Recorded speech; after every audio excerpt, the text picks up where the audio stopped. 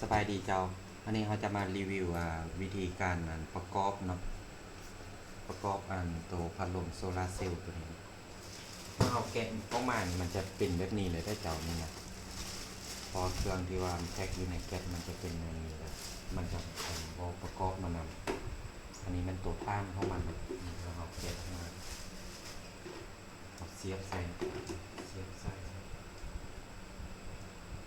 เสียบที่เบื่อได้เจ้า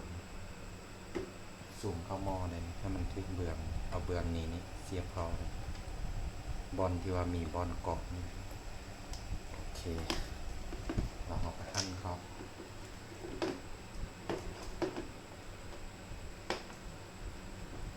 โอเค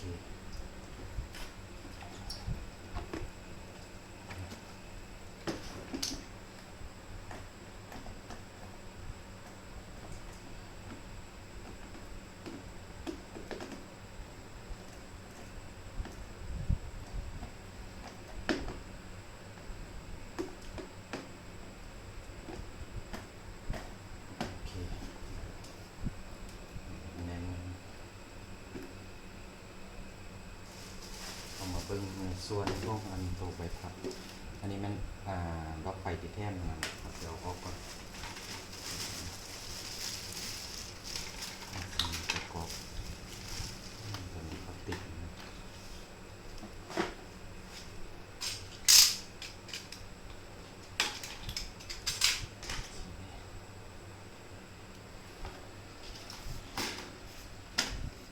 เอาเข้าตัวทางล่างมันเข้าก่อน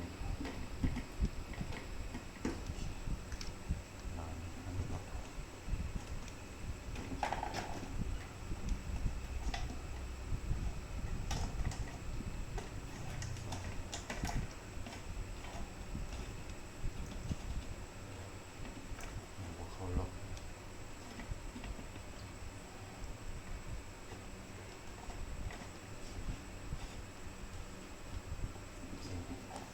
อันใดเราก็เอาใบพัดเข้าเลย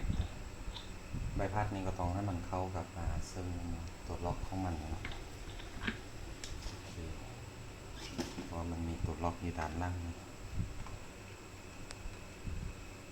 ตัวหัวนี่เขาปิ้นมาเบืองนี้ได้จับมันจึงโยก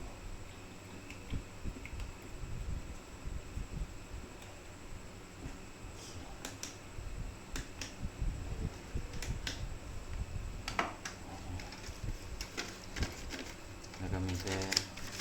เอาฝ้าปิดมาใส่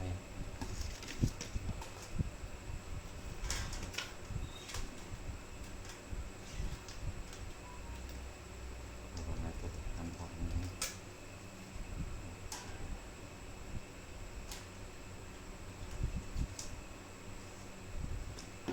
น่าจะเอาไปนอน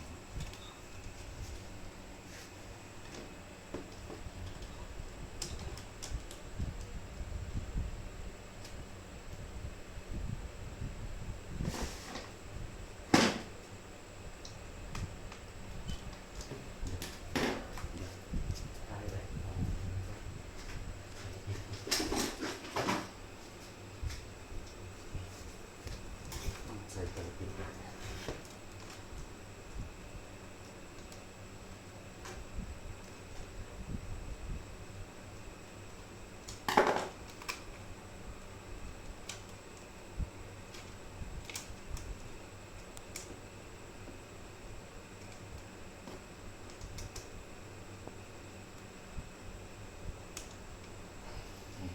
ค่อยเอาเข้าแล้วเอาหั่นเข้าหั่นเข้า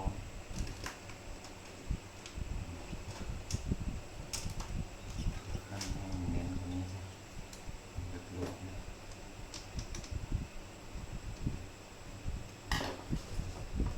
เอาตัวฝ้าปิดมันมาใส่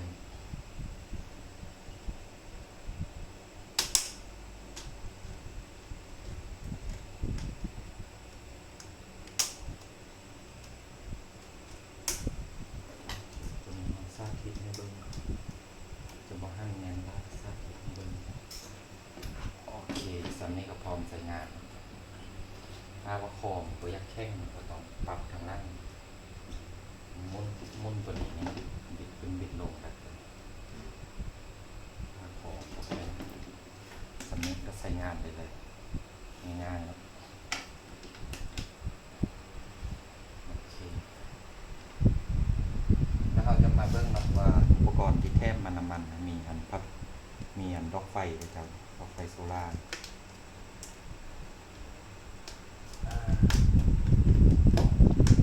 สีนี้เนาะ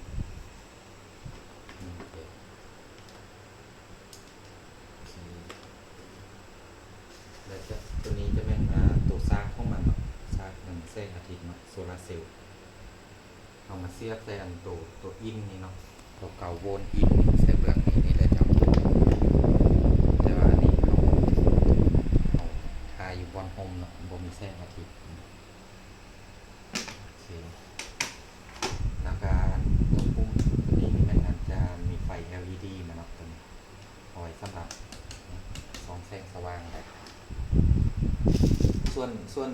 ไส้ซากตัวนี้นี่เขาสามารถเสียบใส่กับไฟฟ้าได้เนาะตัวนี้เอามาเสียบใส่อยู่ด้านล่างนี่เนาะตัวนี้เขาสามารถซากแบตจากแสงอาทิตย์หรือแสงอาทิตย์หรือบอกัเสียบไฟซากเอาก็ได้มันมีซ่องระบบใช้งานง่ายๆก็ไฟก็คงจบ